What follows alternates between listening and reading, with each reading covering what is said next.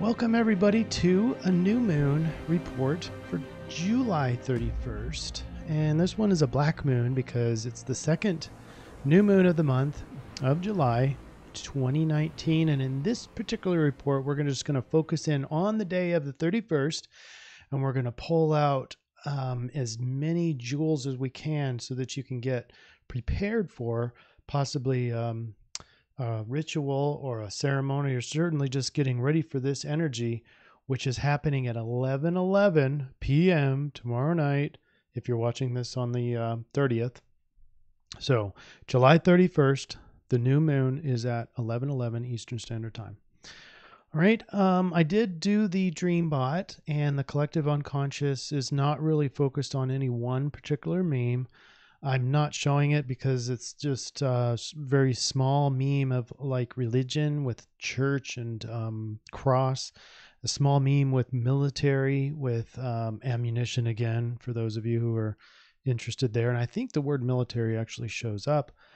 But other than that, there's not really a lot of stuff that's pertinent for us. Not that it doesn't overlap, but just because it's not very strong memes. The strongest memes are going to be shown in the astrology, and we're going to go do that now. And with the weekly slide, now if you haven't seen the weekly report, that's going to be really important as well. It'll give you context for how this day fits in with the rest of the week, because none of these energies just pop in and pop out. They kind of gradually move in and morph and change. So let's talk about the astrology of Wednesday the 31st. The first thing I want to do is show a slide that shows all the different changes that are coming up, because the new moon involves change. That's what most people consider with the new moon, because it's a new cycle. It's the moon whips around the earth at this, well, not quite that fast, but anyway, as the moon makes a conjunction with the sun, that's the new moon, and it's dark because there's no sun reflecting on the moon, and so you can't really see the new moon. It starts from scratch, and then starts waxing, and then you see the crescent getting bigger and bigger. In the new moon phase, probably the biggest agreed upon word is new and change.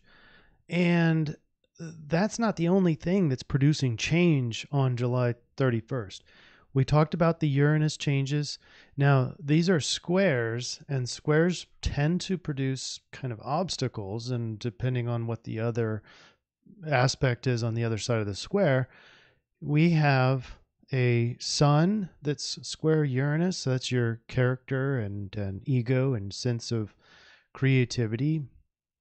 We're going to have the moon, obviously, because those two are conjunct. Moon square Uranus, so that's your emotional response. That's producing maybe some blocks or some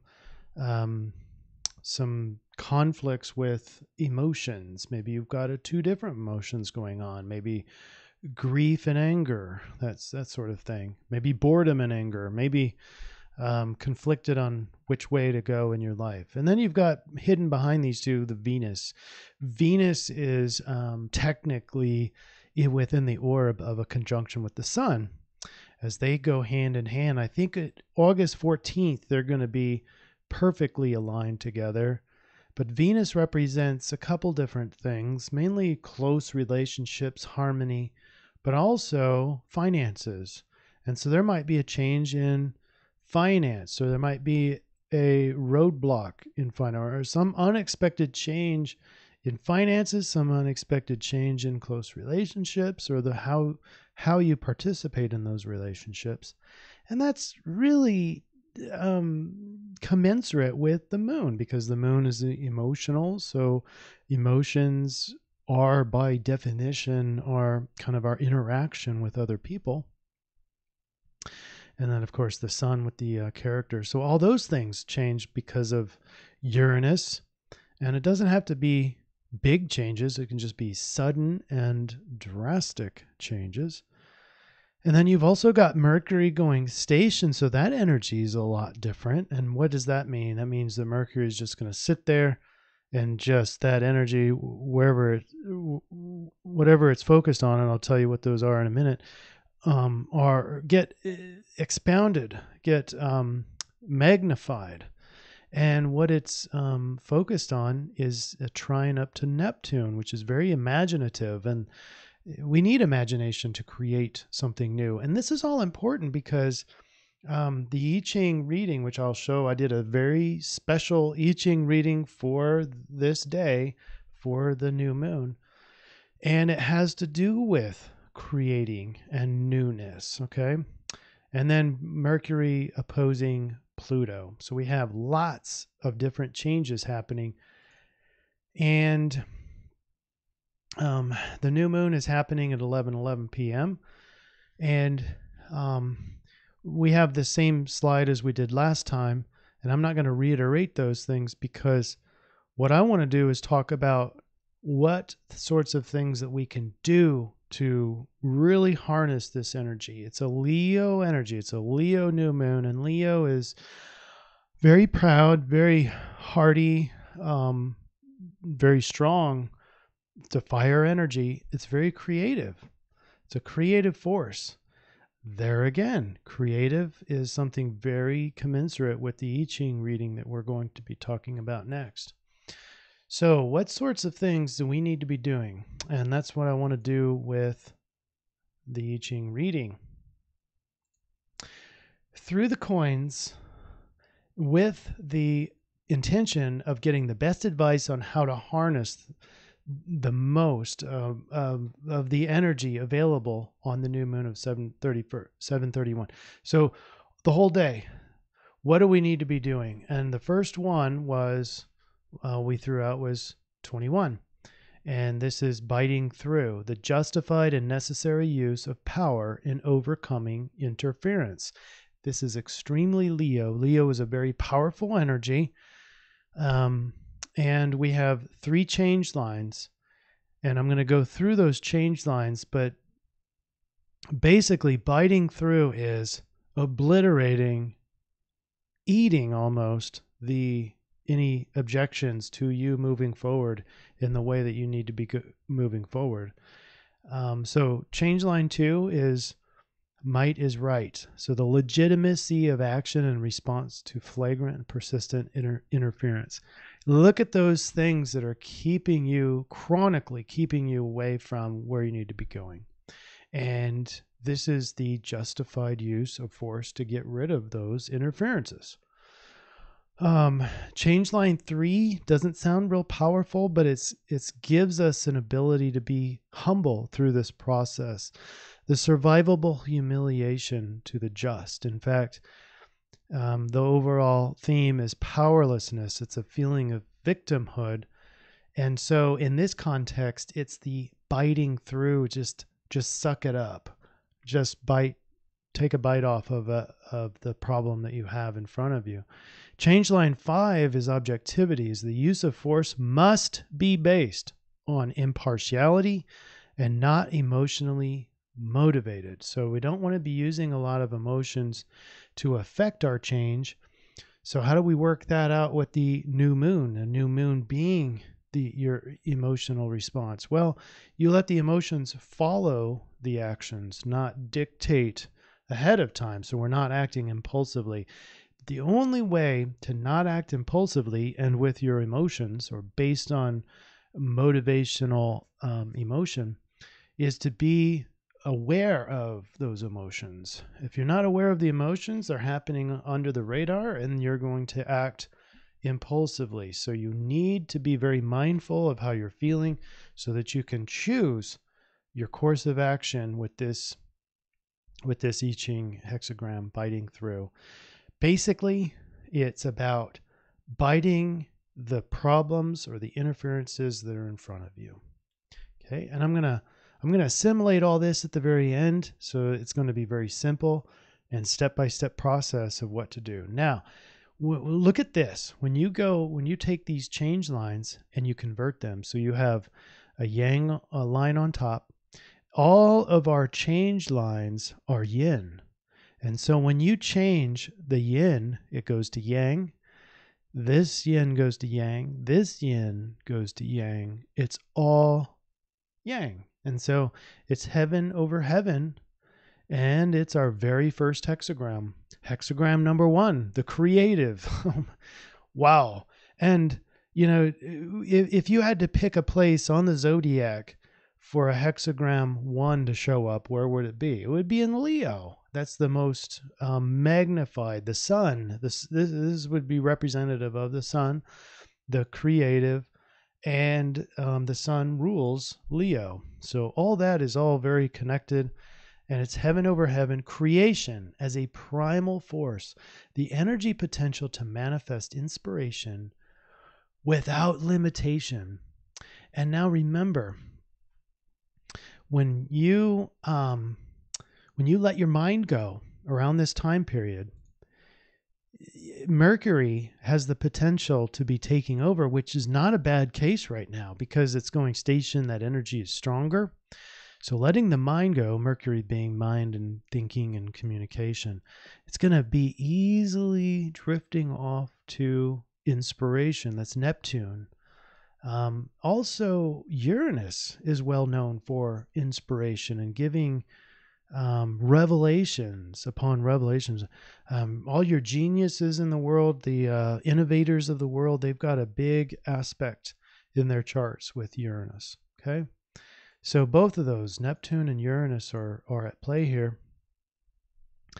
But you can't be acting impulsively like we talked about in the biting through, and you can't be in the old paradigm.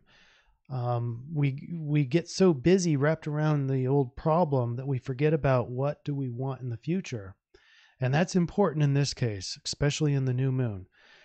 The 6 yang lines equals primal power. This is the most powerful hexagram of the Book of Changes, and it's consistently strong, and it is without, quote, without weakness, unquote. All right, so that leads us to the final information on, okay, what do we do then with all this information? Here's what I recommend doing, and I'm going to do this tomorrow with the new moon, is to identify, particularly in the areas of the Venus relationship and finances, that you would like to change, that you need to see changed. What does your future need to look like? Then do the same thing with just your core identity, your who you are as a person. Maybe make a meme out of what it means to be you right now, with maybe a single word or a few phrases. But more importantly, where you want to go with that identity. What do you want to be in the future? And then that being step 1, so changes in, or future changes in finance, relationships, your core identity, and then possibly any emotional responses that need to be changed. And then step 2 is to identify the main interference that's keeping you from obtaining that. And what we're going to do with this creative is to obliterate it, obliterate that thing that's keeping you, that's holding you back from moving forward towards where you want to be with those several aspects. Next, we need creativity. We need inspiration. And, some people would just say that this energy is just going to be there. And if it's, your higher self will or God's will or whatever, then you're going to get that inspiration. Well, in this case, we need to harness the creative. And in order to do that, we need to access the inspiration and the imagination purposefully. Now we get into creative mind. And in creative mind, we have to get into the divergent mind. Divergent mind is a much different space than convergent mind. And in creativity, we need to actually let go so that the answer comes to us. So we want to let go of trying to get the information. And in a state of most states of meditation, we're not trying per se. We're allowing the solution to come to us.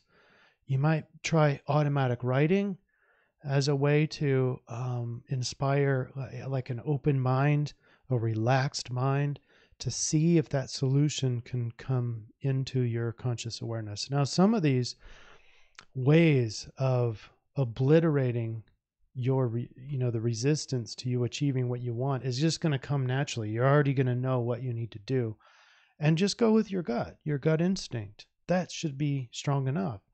But if you're having a problem knowing what the solution is to obliterate your interference, or the interference that's stopping you from achieving the life that you want to live, then you need to enter this purposeful inspiration divergent mind thinking. And you've got all the aspects in the collective, in the astrology, to help you. It's a great time to be doing this. Even if we just had the new moon by itself, that's by itself is a wonderful energy to achieve these states. But we've got the Mercury going station, got the Mercury trine Neptune giving you the inspiration and the creativity to do it. And then you've got those squares to Uranus. Now, the only problem is we might tend to tense up and resist any unwanted changes. So we need to be doing the Aikido of astrology and these CIRF reports, which is to take the current energy, or take the current changes, and see how we can use those. Instead of resisting it so much, it's powering through it, but using the energy that's already there for getting rid of the interference. So I hope that makes sense, and hope it's productive for you. I would try this in the morning. Do your work of identifying where you want to be in the morning, and then throughout the day, kind of contemplating if making sure you've got the biggest obstacle in your way identified, and then establish a solution. So you've got three columns basically. The first column is, what do I want? Second column is, what's stopping me from getting it? And then column 3 is, how do I break through those obstacles? And the only thing left then is to actually carry those out into behaviors and actions. So make it very practical, step by step for yourself, so that you're not just saying, yeah, I just want to get rich, or these are nebulous things. They need to be measurable.